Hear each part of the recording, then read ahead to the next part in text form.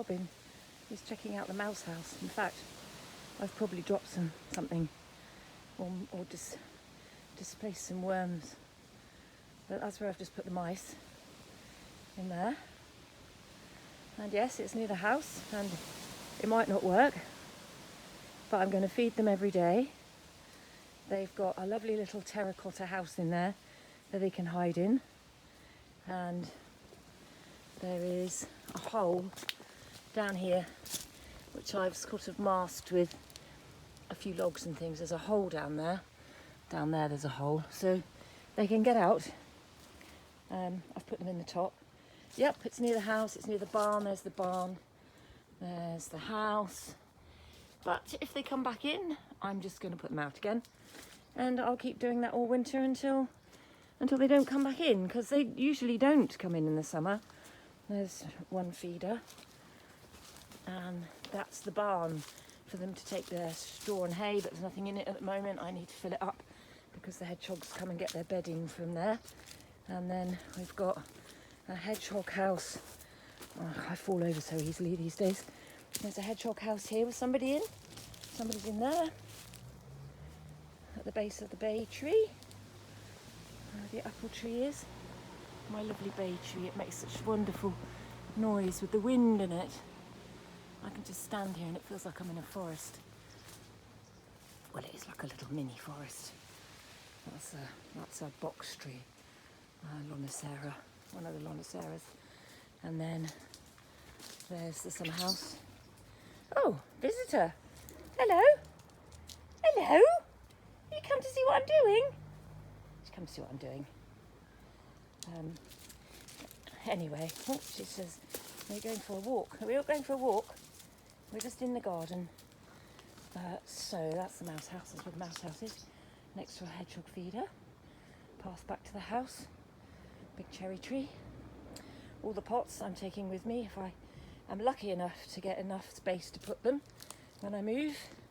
And then in here, which is a bit hidden because it's grown over it, is one hedgehog house which actually is being used. And then some paving slabs which I'm going to put more hedgehog houses on. And then there's another hedgehog house which again is being used. You can see they've dragged loads of leaves and sticks in there, but I do need to get some straw and hay. That's the corner I can't get at the moment, where the pear tree's leaning over. That's blackberry corner, but I can't get in there because the blackberries have taken over. So that's a job for Rob when he comes on Thursday. And here she is again. Hello! Hello! Are you in the garden? Yes, I'm in the garden. Come see what I'm doing. Come see what your mum's doing. That's a happy dog. So this is the other path. So it's like a circular walk. I've just cleared that this morning because that should be a path too. So I need to get some stepping stones through there. This is another place for mice. I'm going to probably release some in there. That's the woodshed. I'll probably put some of them in there. They're not doing any harm in there. And then this is the path back down. Someone's just repaired that for me. The men's shed have repaired that for me. So I've got a lovely new bird table. And then my friend Stuart has made me a lovely bird table to go here, because at the moment it's a brick. So he's made me one big enough for the jackdaws. So here's the house. And here's the pond again.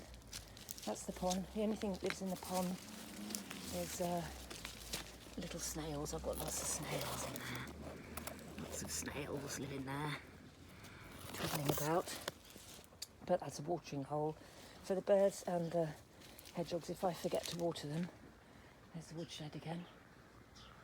That's the defunct vegetable bed which I built, which is not going to move because I put those posts in and my posts don't move. And so it's a circular walk around the garden. At the moment these are in the way of everything. I'm going to get Rob to give them a steak. They are asparagus. No, artichoke. Jerusalem artichoke, so you can eat them. I haven't eaten them, but they are lovely. They just give you wind. So I might eat some this year. Nobody else in the house. I can wind away as much as I like. That's the path to the barn, the water butt. The barn is a bit rammed. I've very much got to empty that. It's all a bit overwhelming. Back door.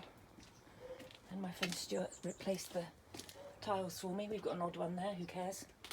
And so I've got a bit of a plant nursery going on at the moment. Lots of things being nurtured. Things I've dug up out of the garden, like this young hawthorn, which I'll take with me, and then lots of buddleia that I've rescued. Lots of cuttings I've put in. That is St John's wort. That's my evergreen clematis. So I've got lots of those. I've got lots of hollyhocks in there first. I've got mint here growing. And then I can't remember what that is. I bought it, that one. And then somewhere there's, oh yeah, here we go. We've got, so the squirrel planted these. So I've got some baby hazel trees, which the squirrel planted. This is not doing very well. I pulled this up on a dog walk. It's not very happy. It's a rose, but it was growing where eventually the road people would clear it out. So I pulled it up, but it's not, it's very unhappy. It should, I mean, it's got lots of water. I might just have to cut it down a bit. It's a wild rose, I think, but like I said, where it was just going to get destroyed. So this is where the mice were, so I've got to reset that tonight. And this is my brand new hedgehog house, which I shall set it up in the garden. I'll get Rob to help me set that up in the garden on Thursday. That's big enough for them to have babies in, because the one I have isn't. So that's it. That's what's going on at the moment. All those tiles are there getting clean, because I'm going to use them for mosaics. And that's the path down to the road. That's that.